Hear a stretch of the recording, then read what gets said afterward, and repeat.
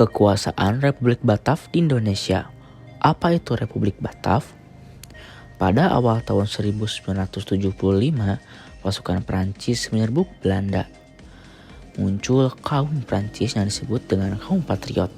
Kaum patriot ingin menghendaki Belanda sebagai negara kesatuan. Hal ini menyebabkan Raja Willem V melarikan diri ke Inggris.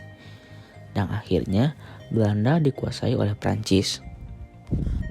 Di Belanda, Prancis membentuk pemerintahan baru yang disebut dengan Republik Batav, dipimpin oleh Louis Napoleon. Dengan perkembangan politik di Belanda menyebabkan atau mempengaruhi perkembangan politik Indonesia, yang akhirnya pemerintahan Indonesia di bawah kekuasaan Republik Batav. Raja Willem V yang melarikan diri ke Inggris, tepatnya di kota Kew, mengeluarkan perintah melalui surat-surat yang isinya surat Kew, yaitu perintah kepada Belanda agar menyerahkan wilayahnya ke Inggris. Pihak Inggris pun bertindak cepat dengan mengambil alih wilayah di Indonesia seperti Padang, Ambon, dan Aceh dengan tujuan untuk memblokade wilayah Batavia. Republik Batav tidak tinggal diam. Ia ingin segera mengambil alih seluruh daerah kekuasaan bekas VOC di Kepulauan Nusantara. Untuk mempertahankan Pulau Nusantara dari serangan Inggris, Louis Napoleon menunjuk seorang yang kuat dari kaum patriot untuk memimpin pemerintahan Belanda di Indonesia. Pemimpin tersebut adalah Daendels, seorang tokoh muda yang revolusioner atau orang yang berpartisipasi mendukung revolusi. Daendels sebagai Gubernur Jenderal pertama di Indonesia yang berjabat dari tahun 1808 hingga tahun 1811 memiliki tugas atau tujuan, yaitu menghapus feodalisme, mempertahankan Jawa dari Inggris, menjadikan masyarakat Indonesia lebih dinamis dan produktif, serta mengeluarkan kebijakan dalam bidang pertahanan dan keamanan, politik dan pemerintahan, peradilan, serta sosial dan ekonomi. Di dalam bidang pertahanan dan keamanan, Daendels menerapkan kebijakan seperti memperbanyak jumlah pasukan sebanyak 18.000 orang pribumi, membentuk Legiun Mangkunegara. Legiun Mangkunegara adalah sebuah angkatan bersenjata yang menampung bekas pasukan-pasukan perang. Selanjutnya adalah membangun benteng-benteng pertahanan baru, salah satunya Benteng Master Cornelis.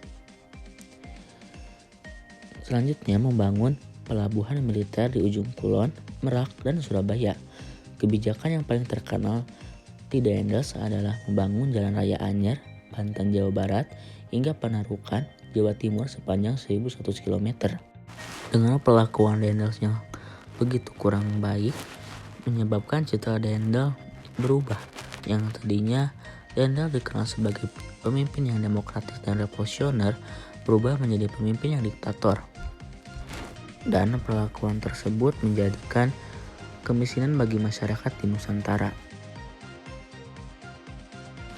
Di sektor politik dan pemerintahan, Daendels juga menerapkan kebijakannya, yaitu membentuk sekretariat negara untuk menyelesaikan masalah administrasi, memindahkan pusat pemerintahan dari Batavia ke Waltervelden atau yang kita kenal sebagai daerah Menteng, Jakarta, membentuk kantor pengadilan di Batavia dan Surabaya, mengganti raja-raja yang dianggap menghalangi kepentingannya, mengangkat bupati sebagai pegawai kolonial, membagi Pulau Jawa menjadi 23 kerajaan, merombak pos polisi Jawa pantai timur laut menjadi 5 prefektur dan 38 kabupaten, serta menghapus kerajaan Banten dan Cirebon.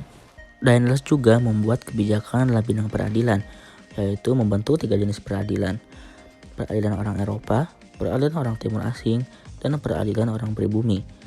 Selanjutnya, membentuk peraturan untuk memberantas korupsi tanpa pandang bulu.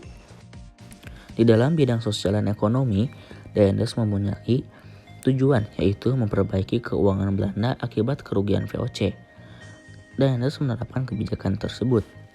Yang kedua adalah mengeluarkan uang kertas, membentuk Dewan Pengawas Keuangan atau DPK, melakukan pemungutan pajak kepada swasta, meningkatkan penanaman tanaman yang hasilnya laku di pasaran dunia, mewajibkan rakyat mengerahkan hasil pertaniannya, dan yang terakhir adalah menjual tanah-tanah kepada pihak swasta, Tionghoa, dan Arab.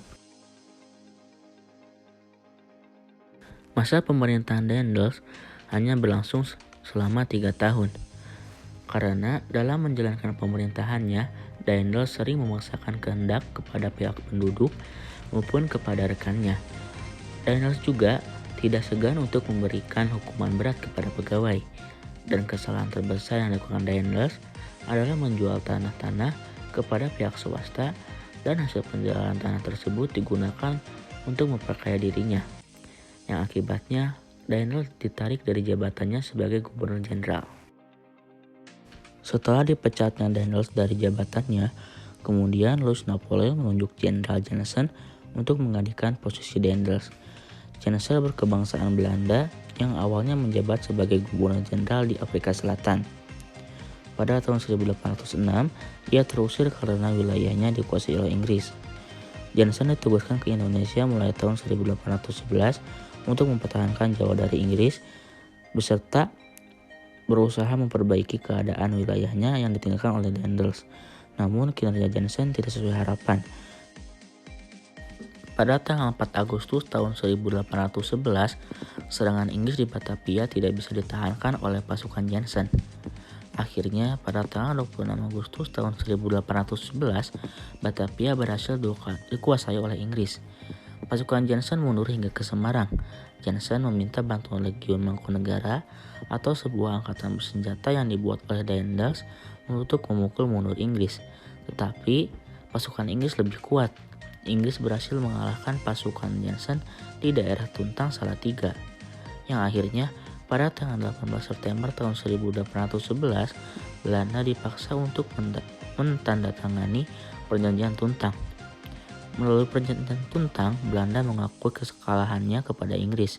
Perjanjian tersebut berisi Pulau Jawa dan daerah sekitarnya diserahkan kepada Inggris. Kemudian, semua tentara Belanda menjadi tawanan Inggris, dan akhirnya orang-orang Belanda dapat dipekerjakan dalam pemerintahan Inggris.